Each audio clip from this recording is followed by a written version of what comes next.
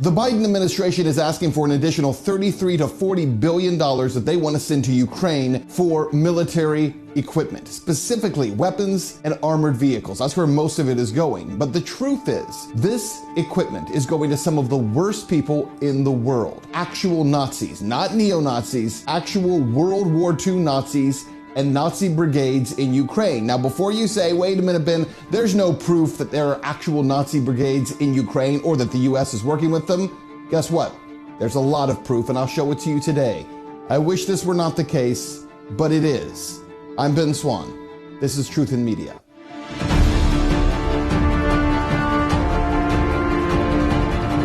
Hey guys, welcome to the show. A lot to get to today, and we want to start today actually with a question. Why is it that every time the United States gets involved in some kind of war or conflict around the world, we always seem to back the very worst people possible, the worst of the worst? In Libya, it was Al-Qaeda and Al-Qaeda fighters that we released from prisons and sent them to Libya to overthrow the government there. We know what Libya looks like today. Open slave markets on the street where you can buy a man for $30 there today. That is the world that we created by backing the worst people. In Syria, it was ISIS fighters. ISIS, of course, becoming the most powerful Islamic militant group in the world at one point, only because the United States not only funded them with money and trained their fighters, but provided them massive amounts of weapon after the wars in Iraq and Afghanistan. And specifically those wars in Iraq, we left behind huge amounts of military equipment, as we just did in Afghanistan with the Taliban.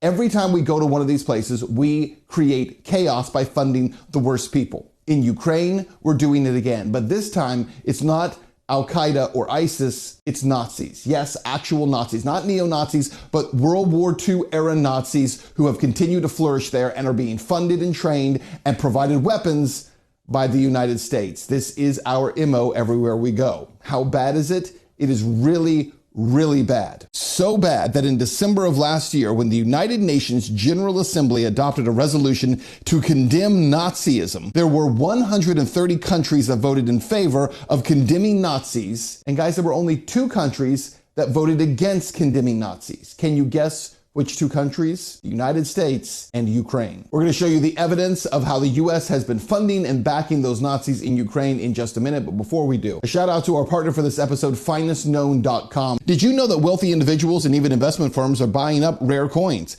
They're doing it to hold on to wealth and to watch the value of those items grow. Finest Known has an offer for you today to own your own unique and rare coin. If you go to finestknown.com/swan, you can own a piece of Civil War treasure that was lost at sea for only $129. Plus you receive this book, Lost Gold of the Republic. Again, this is a special offer just for our viewers. Check it out today at finestknown.com/swan. So back to this story. The Biden administration, as we've been telling you, is requesting some $33 to $40 billion to send military equipment into Ukraine at a moment when Americans can't find baby formula on the shelves of grocery stores. We're sending $40 billion worth of weapons to Ukraine. But it's not just generically going to Ukraine or the Ukrainian military.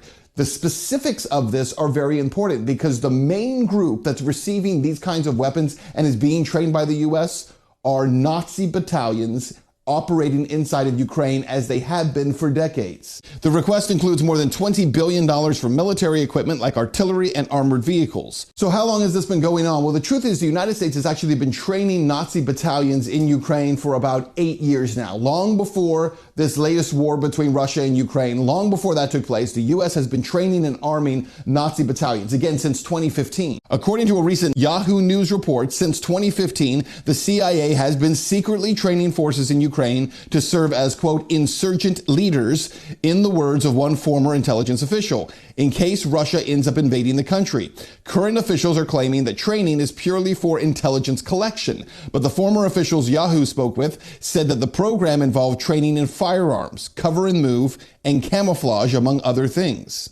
And the United States has also been openly training Ukrainian military, including members of the Azov Battalion, which is an openly Nazi battalion inside of the Ukrainian military. No one even denies that these guys are Nazis. They proclaim it loudly. They are not ashamed to be Nazis, and yet the United States government and military has been covertly training them. Members like Sergeant Ivan Kharkiv, who reflected fondly on his, quote, battalion's experience with U.S. trainers and U.S. volunteers quite fondly, even mentioning U.S. volunteer engineers and medics that are still currently assisting them. Quote, our vetting screens for human rights violations, not for ideology. A U.S. embassy representative in Ukraine told the Daily Beast, the battalions that are in question have been integrated as part of Ukraine's National Guard, so the idea is that they would be eligible for training. Again, the standard is about human rights violations, but not about ideology. Now, this might be a whole separate episode, but the truth is that's an enormous problem. When the United States military goes into countries and begins training groups and providing weapons to them, not worried about what their ideology is,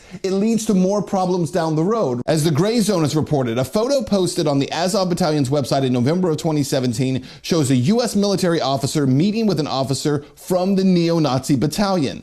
A year before the exchange, the U.S. Embassy in Kiev helped coordinate the transfer of rocket-propelled grenade launchers to the Ukrainian military in 2016, a portion of which were immediately sent to the Azov Battalion. Again, you're not screening for ideology, and so we're providing immensely powered weapons to groups that are openly Nazi groups that have an ideology and also have a declaration that their goal is to kill off anyone who is not part of their white superior race in Ukraine. That is their ideology. We don't screen for ideology, our military says, and so we openly provide weapons to some of the worst people in the world. One figure linked to the Centura organization posed from the U.S.-Canada training facility in the west of Ukraine with two black U.S. service members geotagging himself in Zimbabwe and writing 1488, a neo-Nazi code for heilllll and a reference to the white supremacist 14 words. That same day, photographs appeared showing the neo-Nazi Azov Battalion receiving a shipment of Western instructors and heilllll grenade launchers from NATO countries. The National Corps, the political wing of the Azov Battalion, also posted photos of heilll's its members received, explaining that they were, quote, mastering them. Quote, we will send Rusny to hell, they declared. The reality is there is a mountain of evidence here that the United States is not just funding one or two groups in Ukraine and that somehow a few kind of sparse fighters who are also Nazis are also benefiting from that training. There is actually evidence that the United States is focused on specifically funding and training those neo-Nazi battalions and the Nazi battalions. And the reason for that is very simple, because this is par for the course. It's what we do. We go into all these countries around the world and we seek out and choose the worst of the worst people because we're trying to create insurgencies. It is a battle by proxy. Instead of the United States just declaring war, we're using proxy groups in order to wage those wars, but they are terrible people. And the problem is that if we look back at history, we know how this plays out. The United States in the 1970s and 80s, what do? We armed a group called Al-Qaeda in Afghanistan in order to fight the Russians at that time. It was only a few decades later that we were fighting Al-Qaeda ourselves for the next 20 years and completely upending the entire Middle East in our effort to fight Al-Qaeda, who, by the way, today is as strong as they have ever been and as well funded as they've ever been. It was because of the fighting with Al-Qaeda that ISIS formed, was created, was armed, and was funded. That group, even though they have been mostly smashed at this point, still retains large amounts of weapons throughout the Middle East. And now we, of course, have armed once again the Taliban in Afghanistan by leaving behind massive amounts of weapons. This is the game plan. We've done this so many times before. It is the theory that the enemy of my enemy is my friend. You've heard that adage before, but here's how it really plays out. The enemy of my enemy suddenly in the future becomes my enemy, and we continue to stay in this cycle. Guys, thanks for watching. So much information on our social media platform, sovereign.media. You can check it out today. So much going up there. But also, if you're not getting our reports when they come out, send me a text at the number on your screen, and we will get these reports to your inbox on your mobile device. It's the best way to get around social media censorship. I'll see you next time.